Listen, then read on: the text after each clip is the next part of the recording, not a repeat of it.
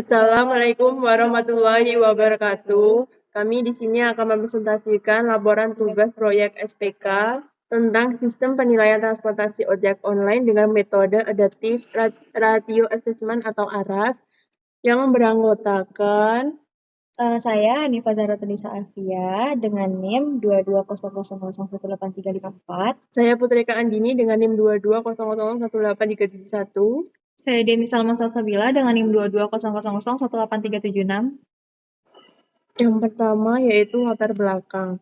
Transportasi ojek online di Indonesia seperti Gojek dan Grab memudahkan mobilitas, namun pengguna sering kesulitan memilih aplikasi terbaik karena masalah waktu, rute, dan kualitas layanan. Metode Additive Radio Assessment atau ARAS dapat digunakan untuk menilai aplikasi berdasarkan kriteria seperti kenyamanan, waktu, harga, dan kualitas layanan, sehingga membantu pengguna memilih aplikasi yang paling sesuai. Aplikasi berbasis Additive Radio Assessment atau ARAS diharapkan dapat meningkatkan pengalaman dan efisiensi layanan transportasi online. Selanjutnya ada karakteristik dari masalah. Masalah ini bersifat semi terstruktur karena melibatkan pengambilan keputusan berdasarkan kriteria kuantitatif, waktu perjalanan, harga, dan kualitatif kenyamanan promosi. Kriteria kuantitatif terukur, sementara kriteria kualitatif memerlukan interpretasi menjadikannya tidak sepenuhnya dapat diselesaikan dengan aturan tetap. Selanjutnya ada tahapan pengembangan aplikasi SPK. Di sini ada model keputusan dan juga flowchart-nya. Di sini kita mulai dengan input data ojek online.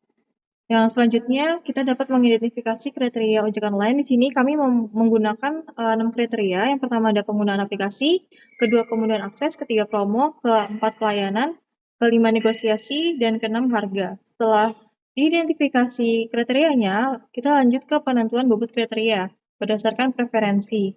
Setelah penentuan bobot, kita lanjut ke tahap proses penilaian alternatif ojek online. Setelah dilakukan proses penilaian tersebut, kita dapat kalkulasikan nilai kriteria dan alternatif. Setelah itu ada decision, hasil penentuan rekomendasi ojek online sesuai dengan kriteria atau tidak. Jika tidak, kita akan kembali ke proses input data ojek online. Tapi jika ya, akan menampilkan rekomendasi ojek online apa saja. Lalu proses selesai.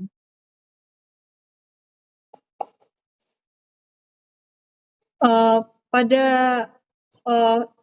kasus ini kita menggunakan model keputusan berbasis analisis multi kriteria dengan menggunakan metode ARAS.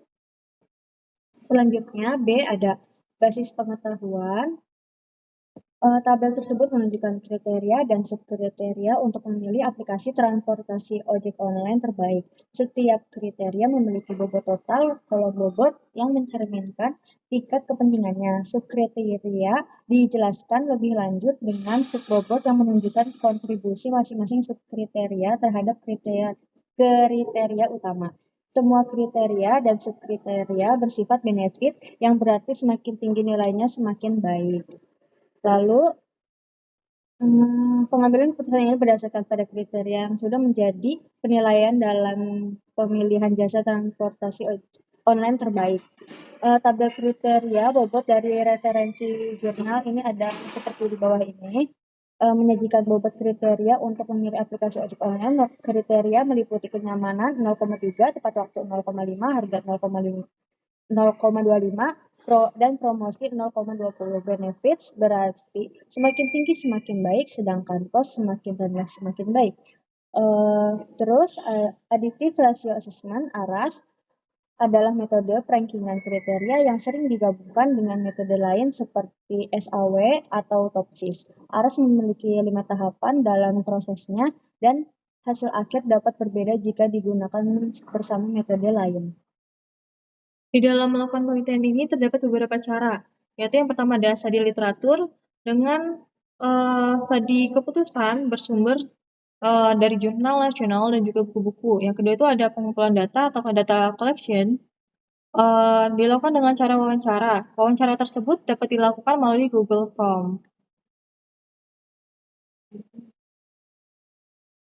Yang ketiga yaitu modal proses DAD atau proses bisnis. Di sini diagram menunjukkan alur proses bisnis. Yang pertama ada admin, login, mengelola data kriteria dan alternatif, lalu menghasilkan laporan melalui sistem. Kemudian di sini ada sistem, memvalidasi login, memproses data dan mencetak laporan. Dan yang ketiga yaitu ada user, mengakses from home untuk survei. Dan yang keempat yaitu desain basis data, ada 5 kelas, yaitu alternatif, login, kriteria, survei, dan hasil. Kelas diagram memperlihatkan aturan-aturan dan tanggung jawab entitas yang menentukan perilaku sistem selama tahap desain. Kelas diagram berperan dalam menangkap struktur dari semua kelas yang membentuk arsitektur yang dibuat. Selanjutnya, yang kelima itu ada desain antarmuka atau desain UI-nya. Di sini ada tampilan form loginnya. Selanjutnya ada form index. Di sini ada home admin, di mana dia menampilkan data transportasi, data survei, laporan, data kriteria, dan juga proses ARAS. Di sini jika kita memilih data alternatif, kita dapat memasukkan kode alternatif dan juga nama alternatifnya. Nanti dapat kita simpan di tabel bawah. Nah, selanjutnya itu ada form data kriteria yang dimana nanti akan menampilkan kriteria-kriteria apa saja yang sudah diinputkan. Di sini ada form survei. Form survei digunakan untuk melakukan pensurveian pemilihan ojek online. Selanjutnya ada form proses ARAS. Di sini ada konversi penilaian, nilai maksimum, hasil awal, dan juga perankingan. Selanjutnya F, gambaran deskripsi sistem secara umum. Metode Adaptive Ratio Assessment atau ARAS adalah teknik pengambilan keputusan multikriteria untuk menilai alternatif berdasarkan kriteria tertentu. Dalam konteks ojek online, ARAS digunakan untuk mengevaluasi layanan berdasarkan kriteria seperti kemudahan, akses, promo, pelayanan, negosiasi, dan harga. Prosesnya meliputi penentuan kriteria, pengumpulan data, dan perhitungan rasio untuk menentukan penyedia terbaik. Keunggulan ARAS adalah sistematis, objektif, dan membantu pengguna memilih layanan terbaik serta penyedia meningkatkan kualitas pelayanan.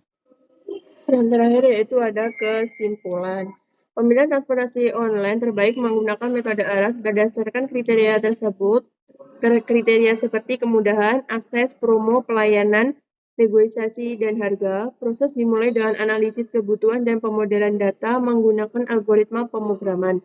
Pengujian menunjukkan bahwa sistem ini efektif, mudah dipahami, dan membantu pengguna memilih transportasi terbaik. Sekian presentasi dari kami. Apabila ada kurang dan lebihnya mohon maaf. Wassalamualaikum warahmatullahi wabarakatuh.